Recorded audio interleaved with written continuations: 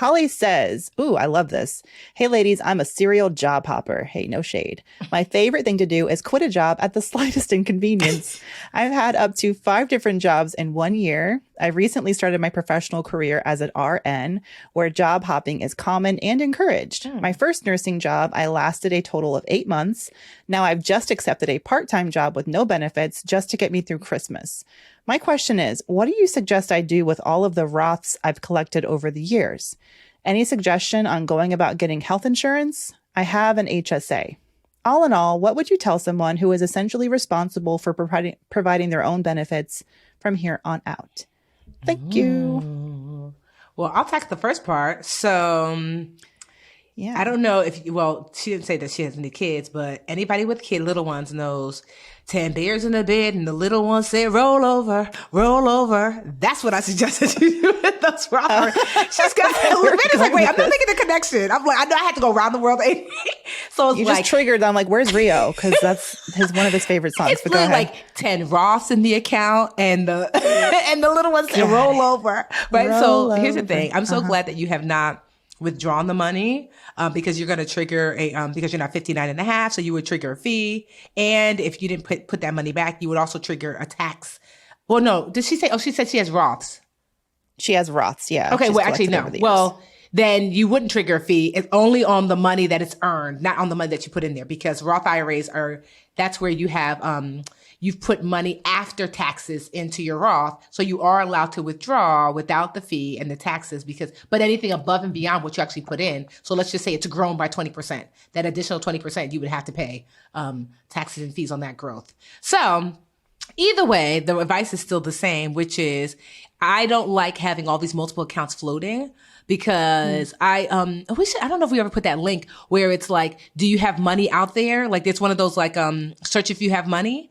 Like right, sites. yeah, we talked about that. I hope it yes. And so if like not, I I'll find it searched, now. Mandy, and I found 2. One was Chase Bank. They owe me $900 Ooh. for when like my house was foreclosed upon. I guess there was some balance that I did not get. And then also 2, I had something else from some other bank. It was $120. So I say all that to say people be leaving money behind and forgetting that there's money floating. And the best way to not do that is every time you leave to roll it over. Sometimes you can roll it over at your current job. Or you could just roll it over. Like, let's just say you have a, you have your fave bank, we'll call it, Brown Ambition Bank, And so that's the bank where you roll over, like you have a Roth IRA with that bank, and just any place you leave from, that you take your bag, you take your picture frame, of whatever, of your dog at the table, and you take your Roth IRA with you. Like, do that rollover. And so because you don't want to leave that money and forget about it, because as we get older, you have so many other jobs. If you had 5 in 1 year, that's a lot of Roth IRAs to keep in your head to remember that you have. So roll it over, sis. Find a place, a home for them, and roll it over. I found it missingmoney.com. Yes. There's a lot of Amanda Woodruffs out there, so I'm just going to do this later. All right. So in the second part of her question, any suggestions about getting health insurance? I'm like still getting over the fact that a nurse goes around and doesn't have health insurance. Like maybe she's a traveling nurse. Yeah. Which actually became, and I've got a couple of clients who do that. It's really lucrative. It became super lucrative, especially during the pandemic because there were shortages. There still are. And if you have the life, like if you enjoy that lifestyle, then you can make a big bank being a traveling nurse. So, I mean, I think the best thing to do if you're going to be carrying your own insurance and you don't have any other option, like a partner, or you're under 26 and you can use your piggyback on your parents' insurance, is to hit up the marketplace, which maybe you've already done. You say you have an HSA, which is a health savings account, which are only available if you have a high deductible health plan.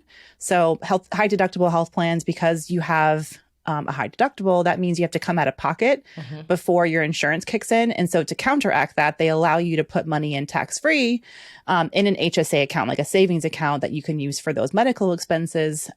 So yeah, I would just go on the marketplace and choose the best plan that works for you.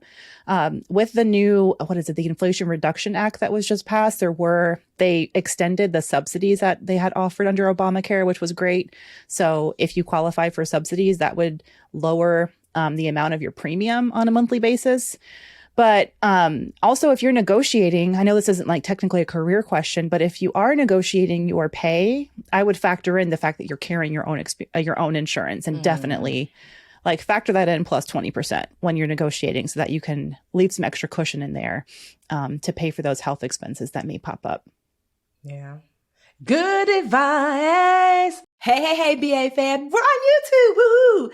Thank you so much for watching. Please like this video and subscribe to the channel. And while you're at it, why don't you go over to that little bell icon and just tap that for us. Show the BA fam how much you love us. And that way you'll also get notifications when new videos drop. Also, share the channel with a friend. We're always like, tell a friend, tell a friend, tell a friend. And thank y'all so much again for all the support.